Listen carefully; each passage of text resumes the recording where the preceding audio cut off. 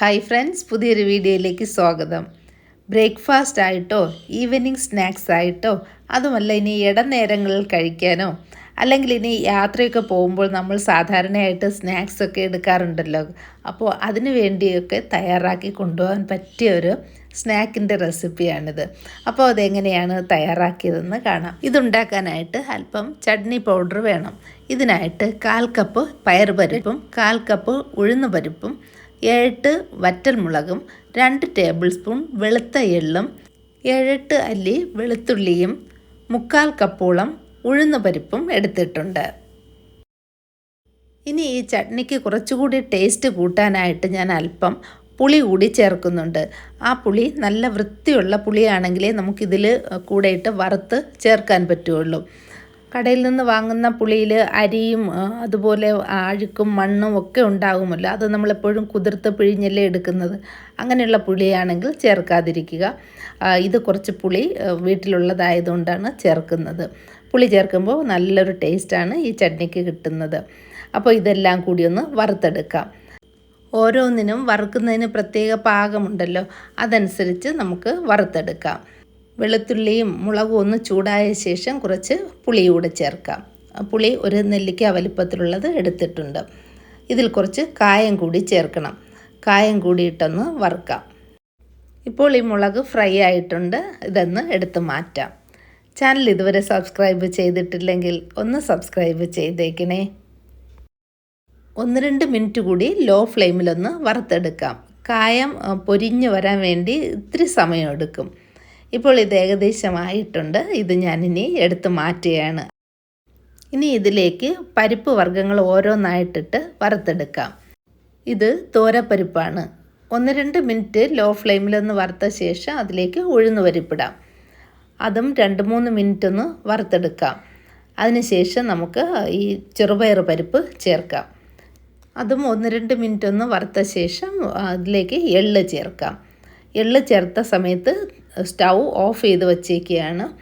ഉഴുന്നും തോരപ്പരിപ്പും പയറും ഒക്കെ നല്ല ചൂടായിട്ട് ഇരിക്കുന്നത് കൊണ്ട് എള്ള് ആ ചൂടിൽ തന്നെ നല്ലപോലെ ചൂടായിക്കൊള്ളും. ഇനി ഇത് നല്ലതുപോലെ തണുത്തതിന് ശേഷം നമുക്ക് പൊടിച്ചെടുക്കാം. ഇനി സ്നാക്സ് എങ്ങനെയാണ് തയ്യാറാക്കുന്നതെന്ന് കാണാം. അതിനായിട്ട് ഇഡ്ഡലിയാണ്. ഇത് ഇന്നലെ ഉണ്ടാക്കിയ ഇഡ്ഡലിയാണ് ഫ്രിഡ്ജിലിരുന്നത്. ഇത് നമുക്ക് ഒന്ന് കട്ട് ചെയ്തെടുക്കാം. കട്ട് ചെയ്യുന്നത് അവരവരുടെ ഇഷ്ടം അനുസരിച്ച് കട്ട് ചെയ്യാം. ഞാനിപ്പോൾ ഈ ഷേപ്പിലാണ് കട്ട് ചെയ്തിരിക്കുന്നത്. കാണാൻ തന്നെ നല്ല ഭംഗിയല്ലേ. അപ്പോൾ നമ്മുടെ ആവശ്യത്തിനനുസരിച്ച് ഇഡ്ഡലി ഇതുപോലെ കട്ട് ചെയ്ത് വയ്ക്കുക.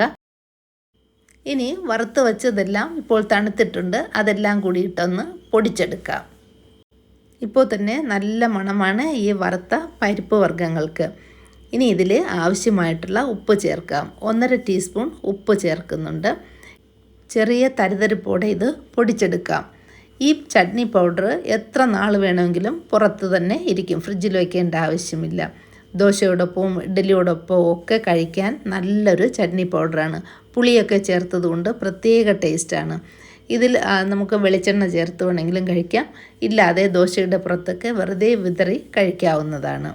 ഇനി ഈ ഇഡ്ഡലി വറുത്തെടുക്കാനായിട്ട് ഒരു സ്ലറി ഉണ്ടാക്കണം. അതിനായിട്ട് 2 ടേബിൾ സ്പൂൺ കോൺഫ്ലോറും 2 ടേബിൾ സ്പൂൺ മൈദയും 1/2 ടീസ്പൂൺ കറുത്ത എള്ളും ആവശ്യത്തിനുള്ള ഉപ്പും ചേർക്കാം. ഇതിൽ ഒരല്പം മല്ലിയില കൂടി ചേർക്കാം. ഇനി ഇതിലേക്ക് 1 ടേബിൾ സ്പൂണോളം ചട്നി പൗഡർ ചേർക്കുകയാണ്. എന്നിട്ട് കുറച്ച് വെള്ളമൊഴിച്ച് ലൂസായിട്ട് ഒരു സ്ലറി പോലെ ഉണ്ടാക്കാം. ഇതിൽ മുക്കിയാണ് നമ്മുടെ ഇഡ്ഡലി പൊരിക്കുന്നത്. മൈദയും കോൺഫ്ലോറും ഒന്നും കഴിക്കാൻ താല്പര്യമില്ലെങ്കിൽ ഒന്നും വേണ്ട, കുറച്ച് അരിപ്പൊടി മതി. അരിപ്പൊടിയിൽ ഒരല്പം റവ കൂടി ചേർത്താൽ കൂടുതൽ ടേസ്റ്റ് ആയിരിക്കും. അപ്പോൾ മൈദയ്ക്കും കോൺഫ്ലോറിനും ഒക്കെ പകരം അത് ഉപയോഗിക്കാം. എണ്ണ നല്ല ചൂടായ ശേഷം ഓരോ സ്ലൈസ് ഇഡ്ഡലിയും എടുത്ത് ഇതുപോലെ മാവിൽ മുക്കിയിട്ട് നമുക്ക് പൊരിച്ചെടുക്കാം. നല്ല ചൂടുള്ള എണ്ണയിൽ ഇടണം.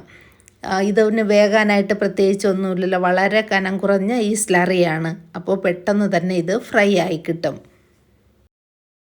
നമ്മുടെ വീടുകളിലൊക്കെ ഇഡ്ഡലി ഉണ്ടാക്കുമ്പോൾ എത്രയാണ് അധികം വന്നിരിക്കുന്നത്. അത് പിന്നെ കഴിക്കണോ വേണ്ടയോ പിറ്റേന്നത്തേക്ക് ഫ്രിഡ്ജിലെടുത്ത് സൂക്ഷിച്ച് അങ്ങനെയൊക്കെയല്ലേ ഉപയോഗിക്കുന്നത്. പ്രത്യേകിച്ച് കുട്ടികൾക്കൊക്കെ പിറ്റേ ദിവസമൊക്കെ ചൂടാക്കി കൊടുക്കുമ്പോൾ കുട്ടികൾക്കൊന്നും അത്ര താല്പര്യം കാണുകയില്ല കഴിക്കാൻ വേണ്ടി. അപ്പോൾ ഈ രീതിയിലൊക്കെ ഒന്ന് തിരിച്ചും മറിച്ചുമൊക്കെ ഇട്ട് ഒന്ന് അതേ സാധനത്തിന് തന്നെ വേറൊരു രീതിയിലാക്കി കൊടുക്കുകയാണെങ്കിൽ നമുക്ക് സാധനം നഷ്ടപ്പെടുകയുമില്ല, നമ്മുടെ കുട്ടികൾ സന്തോഷത്തോടെ അത് കഴിക്കുകയും ചെയ്യും. ഒരു സൈഡ് നന്നായിട്ട് ഫ്രൈ ആയി കിട്ടാൻ 2-3 മിനിറ്റ് എടുക്കും. നല്ല കോൺഫ്ലോർ ചേർത്തത് കൊണ്ട് പ്രത്യേകിച്ച് നല്ല ക്രിസ്പി ആയിട്ടാണ് ഇതിരിക്കുന്നത്. അധികം പുളിക്കാത്ത മാവ് കൊണ്ടുണ്ടാക്കിയ ഇഡ്ഡലിയാണ് കൂടുതൽ ടേസ്റ്റ് വരുന്നത്. പുളിച്ച മാവുമ്പോൾ അതിൻ്റെ ഒരു ടേസ്റ്റ് പ്രത്യേകമാണല്ലോ. അപ്പോൾ അത് വറുത്താലും ആ ഒരു പുളി ടേസ്റ്റ് കാണും. അപ്പോൾ ഇത് അധികം പുളിക്കാത്ത മാവാണെങ്കിൽ ഭയങ്കര ടേസ്റ്റാണ്. ഇത് ഒരിക്കലും അറിയുകയില്ല ഇത് ഇഡ്ഡലിയാണെന്നുള്ളത്. അപ്പോൾ വീട്ടിൽ ഇഡ്ഡലി അധികം വന്നിരിപ്പുണ്ടെങ്കിൽ ഇപ്പോൾ തന്നെ ഇതൊന്ന് തയ്യാറാക്കി നോക്കുക. അല്ലെങ്കിൽ ഇഡ്ഡലി ഫ്രഷ് ആയിട്ടുള്ളതാണെങ്കിലും അത് ഈ രീതിയിൽ കൂടി ഒന്ന് ട്രൈ ചെയ്ത് കൊടുത്ത് നോക്കിക്ക്.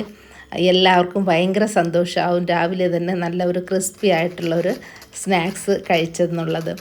അപ്പോൾ തീർച്ചയായിട്ടും ട്രൈ ചെയ്ത് നോക്കുക. വീഡിയോ ഇഷ്ടമായെന്ന് വിചാരിക്കുന്നു. ഇഷ്ടമായെങ്കിൽ ലൈക്ക് ചെയ്യുക, ഷെയർ ചെയ്യുക, കമൻറ്റ് ചെയ്യുക. Thank you for watching mothers cooking lab.